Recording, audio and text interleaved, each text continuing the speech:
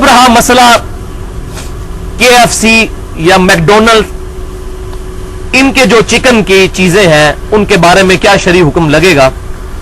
تو اس میں دو صورتیں ہوں گی. اگر تو مسلمان ملکوں میں KFC ہے یا میکڈونلڈز ہے یا اسی طریقے سے اور ملٹی نیشنل کمپنیاں ہیں، اور ظاہر ہے کہ گورنمنٹ کی اجازت سے وہ حلال چکن استعمال کرتے ہیں، جس طرح ہمارے ملک میں K&N's کا وہ چکن استعمال کرتے ہیں، حلال چکن، تو یہاں پر تو وہ کھانا بلا کراہت جائز ہے، حلال ہے. البتہ غیر مسلم ملکوں کے اندر جہاں پر اس چیز کی ایشورٹی نہیں ہے کہ یہ لوگ ذبیحہ کریں گے اور شک میں انسان رہتا ہے، وہاں پر قطعاً ایسا کھانا نہیں کھانا چاہیے. البتہ ذبیحہ کے علاوہ جتنے کھانے ہیں اہل کتاب کے، وہ مطلقاً سورۃ المائدہ کی آیت نمبر 5 میں حلال کر دیے گئے ہیں. اگر کوئی یہودی یا عیسائی دال پکا کر یا سبزی پکا کر آپ کے سامنے رکھتا ہے تو حلال ہے، کیونکہ اس میں ذبیحہ والا چکر نہیں ہے. ذبیحہ کے لیے اللہ کا نام ذکر کرنا، بسم اللہ واللہ اکبر، بہت ضروری ہے.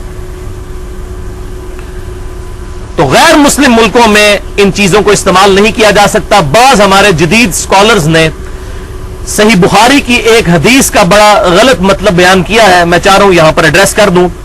صحیح بخاری انٹرنیشنل نمبرنگ کے مطابق 5507 نمبر حدیث ہے، 5507، جس میں اما عائشہ رضی اللہ تعالیٰ عنہ کہتی ہیں کہ اللہ کے رسول صلی اللہ علیہ وسلم، کچھ نیو مسلمز ہیں، عرب ہیں، پینڈو جڈ لوگ ہیں، نئے نئے مسلمان ہوئے ہیں، ہمارے پاس گوشت ہدیہ کے طور پر لے کر آتے ہیں، ہے مسلمان ہیں. اب ہمیں نہیں پتا کہ انہوں نے ذبیحہ کے وقت اللہ کا نام اس پر لیا ہے یا نہیں لیا، ہم شک میں ہیں. تو کیا ہم ایسے لوگوں کا کھانا کھا لیا کریں؟ تو آپ صلی اللہ علیہ وسلم نے فرمایا کہ ہاں، تم بسم اللہ پڑھ کر اللہ کا نام لے کر اس میں سے کھا لیا کرو. تو وہ کہتے ہیں کہ اس سے یہ بات پتا چلی کہ اگر انہوں نے اللہ کا ذکر نہ بھی لیا تو ذبح کے بعد جب کھانا پک کر تیار ہو کر سامنے آ گیا، چاہے KFC آ گیا چائنا کے اندر، تو بسم اللہ پڑھ کر اس کو کھا لیں. یہ یوسف القرضاوی صاحب کو یہ بہت بڑی اجتہادی غلطی لگی ہے. میں ان کی بہت عزت کرتا ہوں. اسلام میں حلال و حرام جو ان کی کتاب ہے، واقع یہ ہے کہ اس وقت امت لیول کی ان کی خدمت ہے، اور میں نے مسئلہ نمبر 69B میں ان کا پورا تعارف بھی کروایا ہے. آج کے دور کے بہت بڑے انٹرنیشنل سکولر ہیں، ان کو یہ غلطی لگی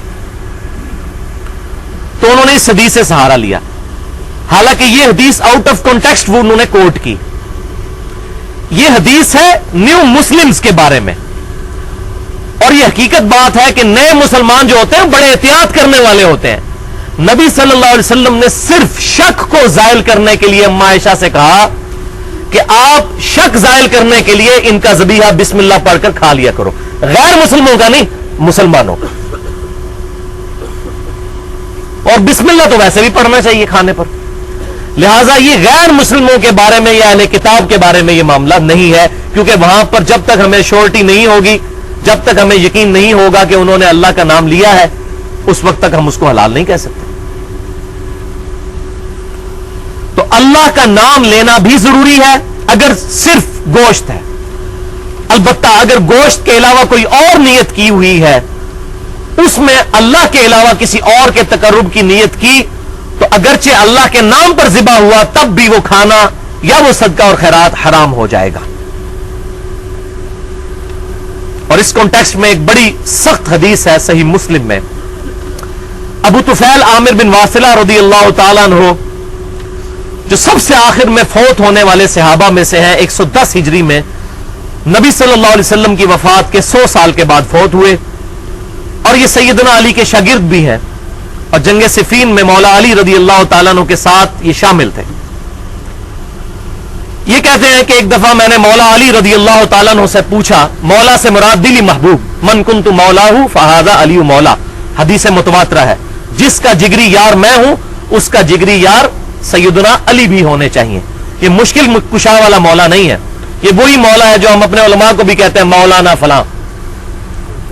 تو میں نے مولا علی سے پوچھا، کیا اللہ کے رسول صلی اللہ علیہ وسلم نے، یہ صحیح مسلم میں حدیث ہے انٹرنیشنل نمبرنگ کے مطابق 5126، کیا آپ صلی اللہ علیہ وسلم نے قرآن کے علاوہ بھی آپ کو کوئی خاص بات ایسی بتائی ہے جو امت کو نہ بتائی ہو؟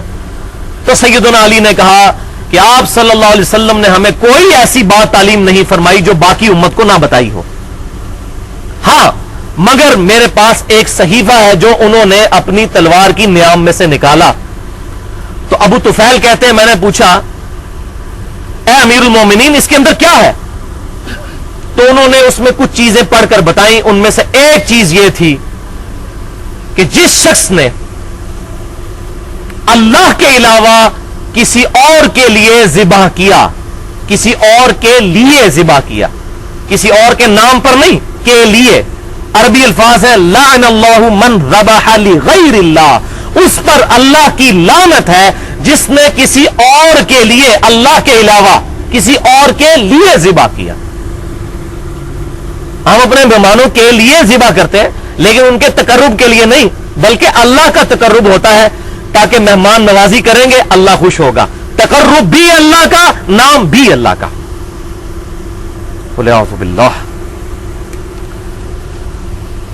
اور اس معاملے میں امام کائنات صلی اللہ علیہ وسلم نے اتنی احتیاط فرمائی, اتنی احتیاط فرمائی, اتنی احتیاط فرمائی کہ عقل دنگ رہ جاتی ہے. سنن نبی داؤد میں صحیح سند کے ساتھ انٹرنیشنل نمبرنگ کے مطابق 3313 نمبر حدیث ہے. ایک صحابی نے آ کر عرض کی اے اللہ کے رسول صلی اللہ علیہ وسلم, میں نے یہ منت اور نظر مانی ہے کہ مقام بوانا پر جا کر کچھ اونٹ اللہ کی راہ میں ذبح کروں گا. بعض روایتوں میں آتا ہے 100 اونٹ. تو آپ صلی اللہ علیہ وسلم نے 2 سوال ان سے کیے. پہلا سوال, کیا مقام بوانا پر, اس جگہ پر جس پر تم قربان کرنا چاہتے ہو اللہ کے لیے, وہاں پر جاہلیت میں کسی بت کی پرستش تو نہیں ہوتی تھی؟ جاہلیت میں, اور نہیں پہلے, ابھی نہیں پہلے. انہوں نے کہا یا رسول اللہ نہیں. کیوں پوچھا؟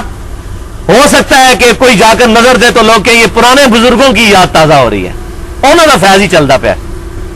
پہلے پوچھا کہ پہلے تو کہیں بت کی پرستش اس جگہ پر نہیں ہوتی تھی, حالانکہ زمین ساری پاک ہے. کیوں؟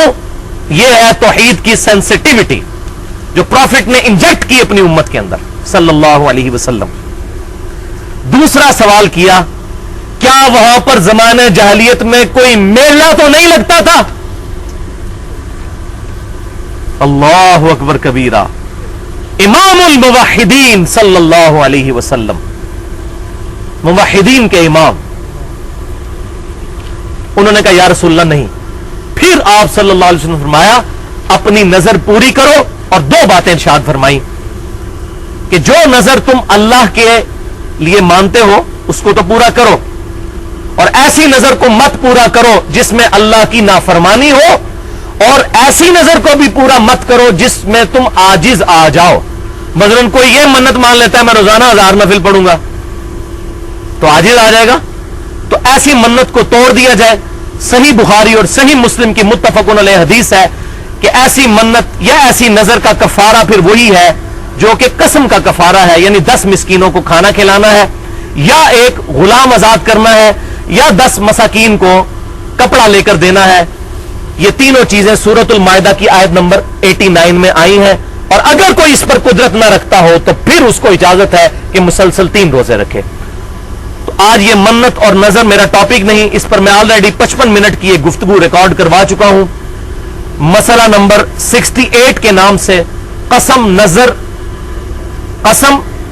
نظر اور منت کے صحیح احکام و مسائل, سورۃ المائدہ آیت نمبر 89 کی روشنی میں.